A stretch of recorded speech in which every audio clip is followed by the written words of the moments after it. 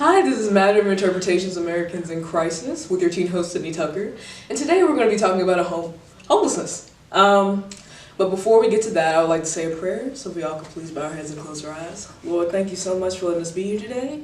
Lead, guide, and protect us in everything that we say and do. In Jesus' name we pray, amen. All right, so we have our panelists here, so I'll let them introduce themselves and what they do.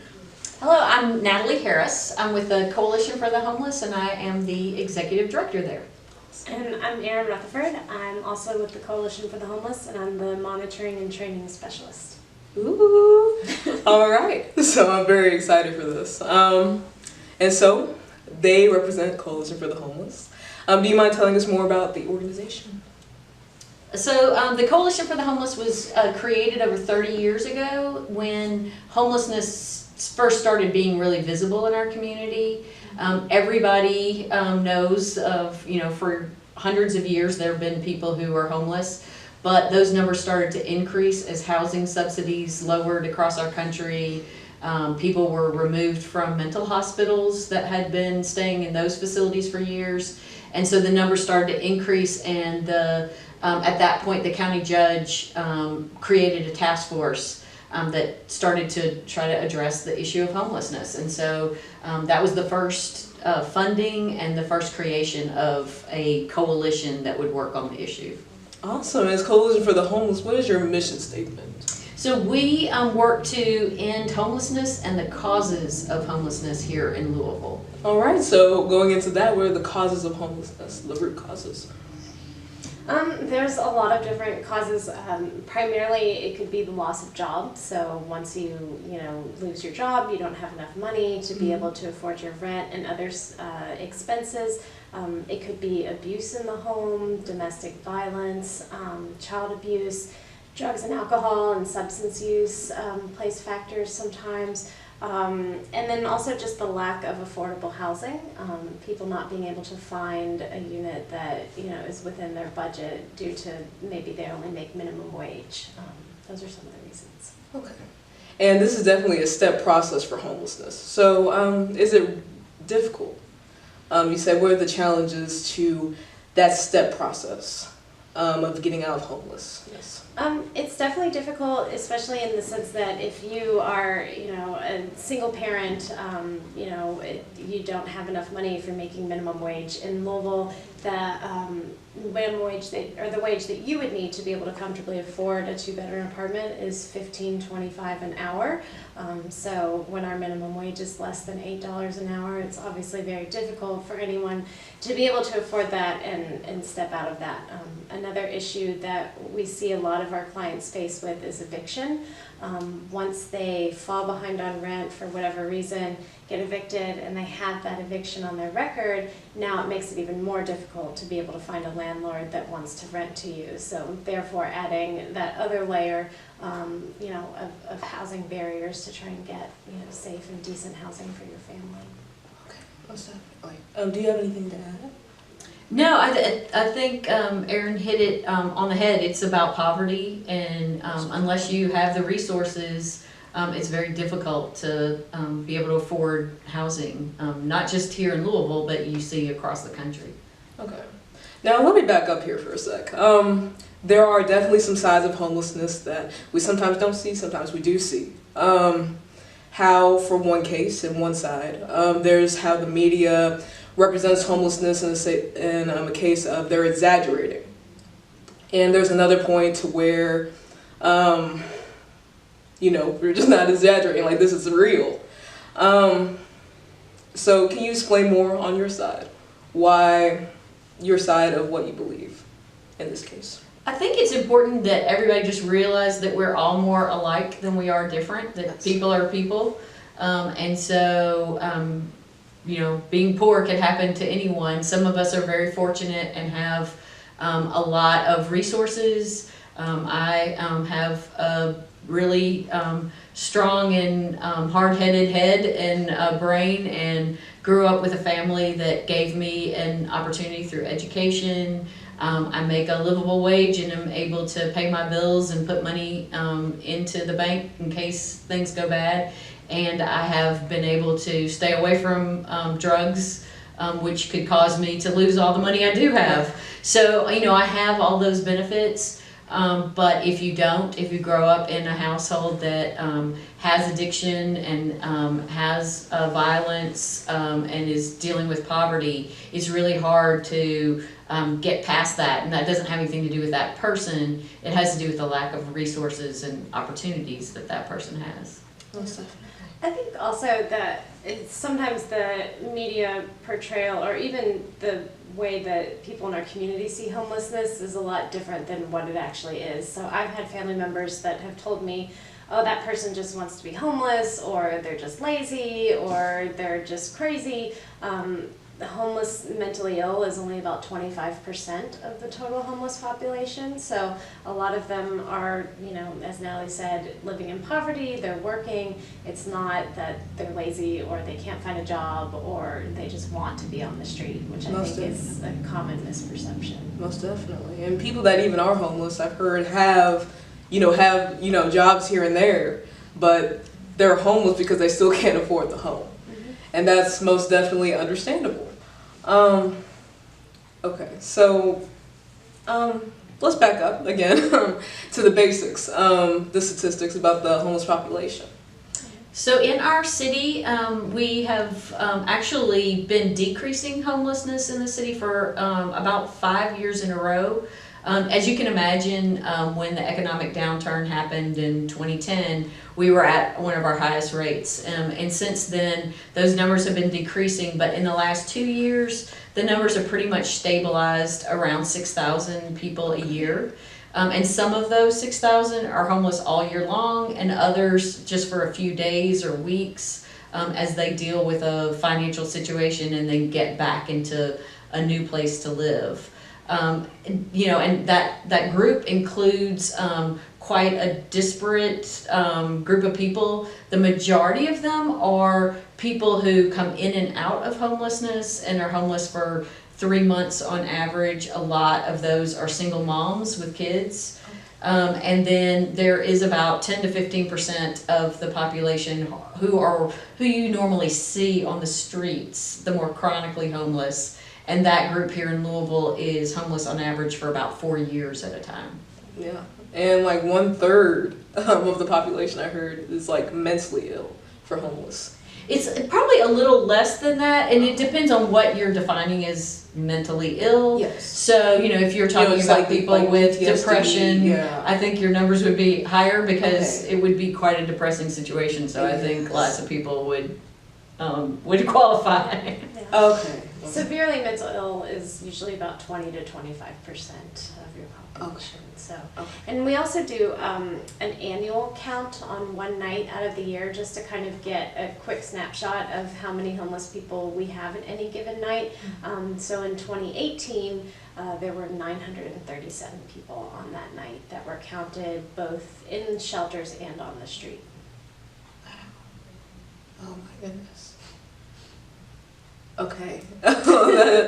Oh my goodness. But to move on to the shelter part. Could you maybe give me like a description of the training you have, like how you built up the shelter of Homeless Coalition, like how that worked? So the shelters are run by member agencies of ours. The Coalition for the Homeless doesn't actually provide direct services to the homeless. Okay. We do have the call center where you call to make a reservation for shelter, but then we would that reservation would happen in one of the shelters in the community, which includes Volunteers of America, St. Vincent de Paul, Salvation Army, and Wayside. Okay. And all of those agencies have their own qualifications for like staff requirements. For most of the shelters, at night when homeless people are there in the homeless shelter, it is run mostly by security staff, and then people can come back during the day to get case management and other services, or go to one of the day shelters that provide services to help people get housing and other services. Okay, most definitely. And people that choose not to go into the shelters. I just want to make a brief description of that, how people have certain trust issues with shelters. And And that, at first I didn't really understand, like, what's going on? They have trust issues with the shelters. And that really, they prefer to live in tents. And that, for some people, wouldn't register it. But out of the background that they have, like abuse, alcoholism, mental illness, that really brightens lights on things. But I just wanted to make a comment on that. But to get back to this, affordable housing. Do you mind just giving me an explanation of how this could be a factor cause? Well, when I grew up, which was in the 70s, I didn't live in Louisville, but I lived in Birmingham, Alabama. And at that point, there were about $50 billion more a year spent on housing in our country than there is now. And those funds have been consistently cut since back in the 70s. We did have a mission in Birmingham, so you would see a line of older men who were mostly alcoholics waiting to get into the mission, but we did not have families and children who were homeless, and I would say it was probably the same in other cities. There were lots of problems with the public housing that existed back then, and I think what happened is, in trying to address those problems, we ended up, instead of fixing the problems with our housing programs across the country, we just eliminated that housing. And so there are a lot of people who can't afford to have housing in the market. In fact, about 25% of people who would qualify, because their incomes are so low that they actually qualify for either public housing or Section 8, are actually able to get it. So that means 75% of those people qualify and need the assistance but can't get it to get into housing. And currently we have close to 14,000 families on our Section 8 wait list. So, you know, it's a very long wait to be able to get that voucher. Some people have waited, you know, over 15 years to be able to get that. And so that is, you know, a very long time that you're continuing to like live in poverty without that extra assistance. And from my personal experience too, I lived away from Louisville for many years, and since I've come back, I've seen a lot of new development in the city. There's new neighborhoods, there's a new highway, new businesses, and a lot of the housing that's being built that I've seen is not affordable housing, and you know, it's going to be more expensive, you know, condos or apartments, or you know, housing that, you know, regular people, even myself on a social worker salary, wouldn't necessarily be able to afford. Okay. And another great resource is that the city and the Affordable Housing Trust Fund just released a study on the housing needs of the city, and they have determined that Louisville would need 35,000 new units for the very lowest income of citizens in order to address the need that we have. And then that would allow people who are now in those units to move up one step, and then eventually we could address our housing crisis. But 35,000 units is what we would need, and all for people who are 30% and below of the area median income. Okay, wow. So what are some of the projects that you've been working on in the past to help the homeless? We have quite a few, I mean, we've been around for 30 years, so there's quite a lot of projects we've been involved in, but I think in some of the most recent years, you know, there's been a lot of federal initiatives that have asked communities to focus on homelessness, and especially more vulnerable populations like the chronically homeless. Those are people that have been homeless for a year or longer and also have some sort of disability, whether it's physical or mental. Veterans are also at a high risk for homelessness, and youth as well. So the coalition has had various initiatives over the last few years to focus specifically on those. We have a housing fund that helps provide deposits or furniture and things like that to be able to get veterans, chronically homeless, and youth into housing. We worked with Home of the Innocents on a host homes project, where basically we have a home that is willing to let a homeless youth come in and stay there temporarily for up to 90 days while that youth is able to, get back on track and try and, get housing together, connected to whatever other things are going to help them, like education or employment. And most recently, what we're really focused on right now is the Youth Homeless Demonstration Project, which is a $3.4 million grant that we got from HUD to work on youth homelessness for the next 2 years. So we're just starting to get that up and running, and that's going to bring a lot of new programs and services for homeless youth in our community. Yeah, we're really excited about the fact that Louisville was able to reach functional zero for veterans, which means that we're housing veterans at the same rate that they become homeless. We have adequate shelter and housing for that population, but we need to expand that beyond just veterans. And so we really feel like this resource will give us the opportunity to do the same thing with young adults, 24 and under. But we still have a lot of work to do with all the other populations. Yeah, but speaking of 24 and under, by any chance, could you give more statistics on the young population for the homeless? Well, we've already had a lot of great success. The high point of 18 to 24-year-old homelessness in our city was over 600 in a year. And as you can imagine, again, with the economic downturn, young people were those that were hurt the most in losing employment. They were competing with a lot of older people who were having to work McDonald's or whatever other job they could find.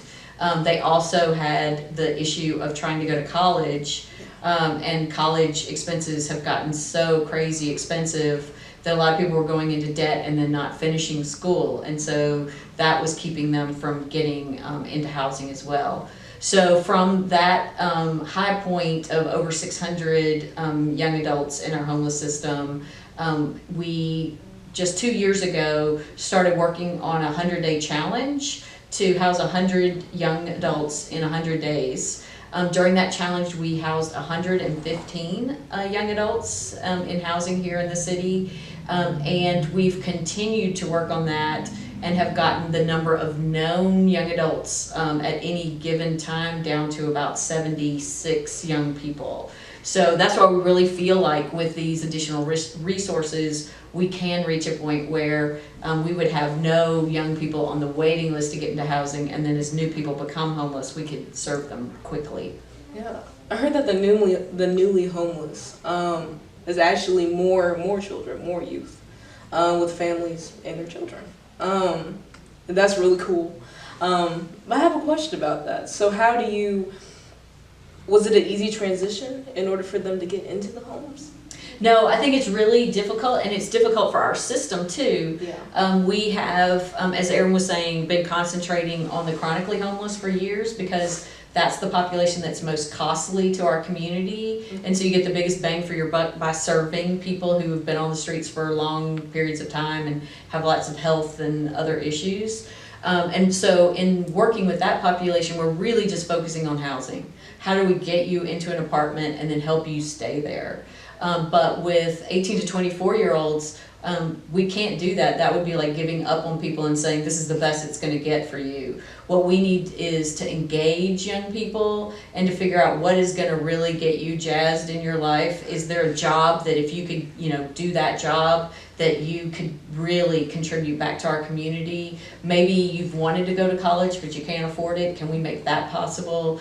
Maybe you're, somebody who wants to be part of the arts. And how do we help people find their thing so that they're not just living on the streets and making bad decisions, which get people caught up in drugs and trafficking and crime and all of that, but how do we help you find, the thing that's going to make you be the greatest Louisvillian there is? Awesome. So having the youth engaged and then afterwards having them housed. Okay. I mean, that's amazing. And how many did you say so far? So when we started the 100-day campaign, we were down to, on any given day, we knew that there were 330 young adults that were homeless in our city. And so now we've gotten that down to about 76. The last I looked, and we do that monthly, so that number could have changed some.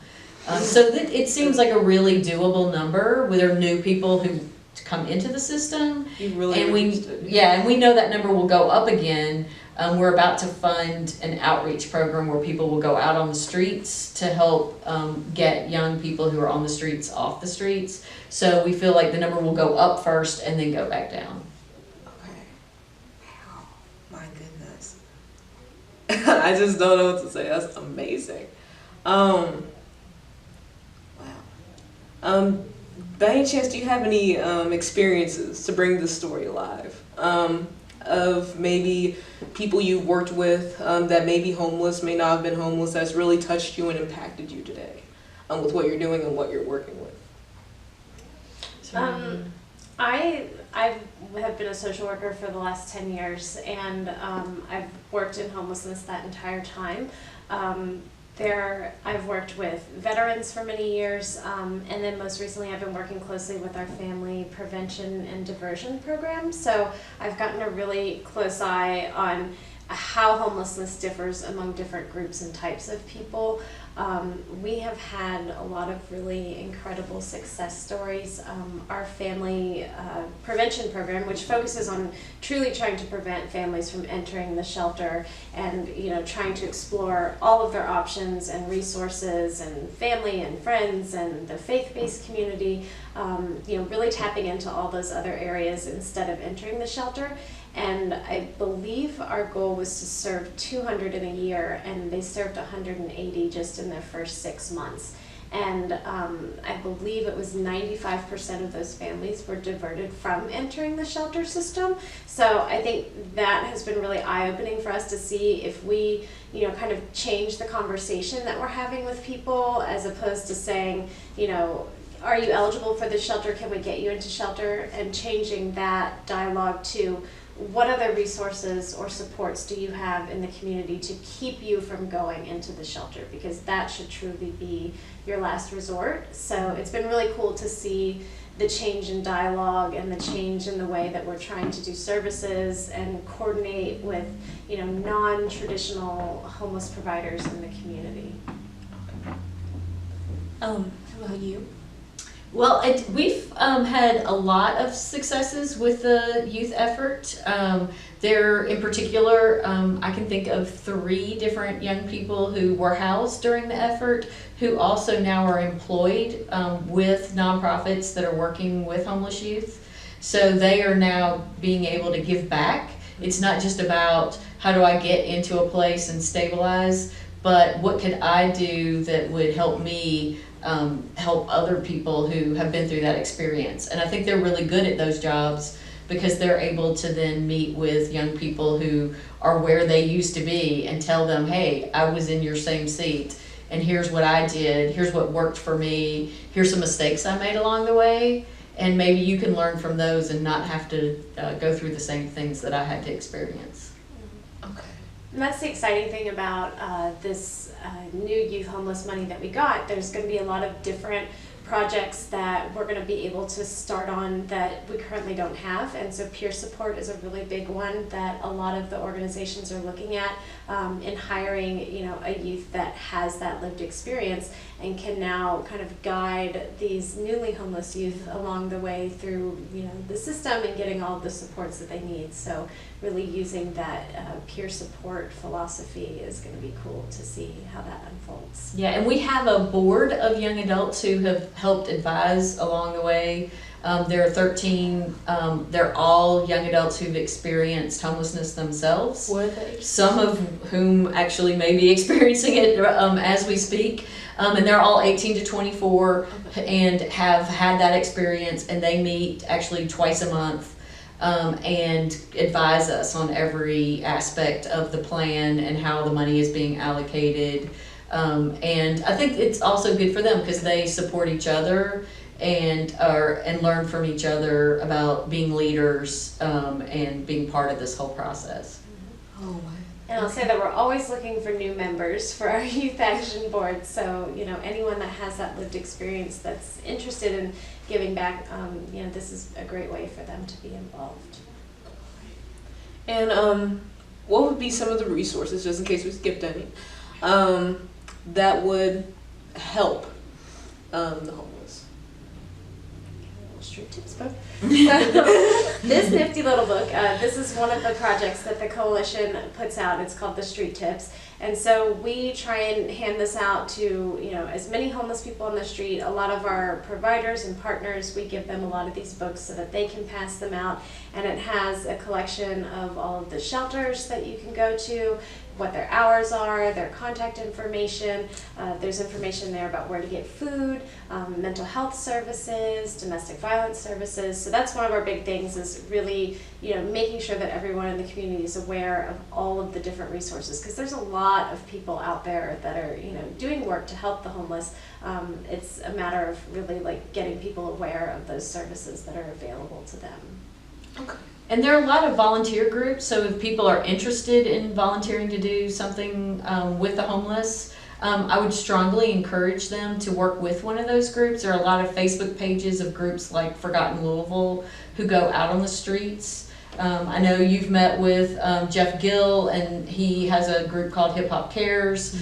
And it's really good to go out first with one of those groups, because they can help you deal with certain issues like confidentiality of people as you're working with them, and safety, making sure that you're always in teams when you're doing that kind of work. And then also just dealing with the kinds of issues of what do people need while they're on the streets, and then what are things that you should wait once somebody is in an apartment, because there are a lot of times people are really well-meaning and they'll come and bring a couch or coats in the summer and things to people who are on the streets, and they don't have a place to keep those things at that point. So being really thoughtful about what do they need now, how do I meet that immediate need, and then how do I keep these other things so that when that person's ready to move into an apartment, they'll have those things. So by any chance, are there any shout outs, announcements you want to make, upcoming events? I guess the biggest thing that we're really working on right now is, getting the youth homeless demonstration money allocated to the different agencies. Right now they're all working on submitting proposals for how they want to use the money, and that will be due by the end of the month. So these projects are probably going to start in the fall. Which is probably our biggest thing. And then we do have a couple fundraising events throughout the year. We participate in the Give a Jam, which is one night we do a concert where we have a bunch of different bands that come together, and all of the funds that are raised through that event go to support the coalition and the homeless efforts, and we serve soup, and it's a really fun time. Mm-hmm. Okay, well, that's all. Thank you so much for being here. It means a lot to not only me, but to everyone that really wants to help out and that really wants to learn more. Because if you're on here, we're learning more and we're growing with each other. So this has been Matter of Interpretation, Americans in Crisis, with your teen host, Sydney Tucker. It is our efforts plus God's grace. Thank you.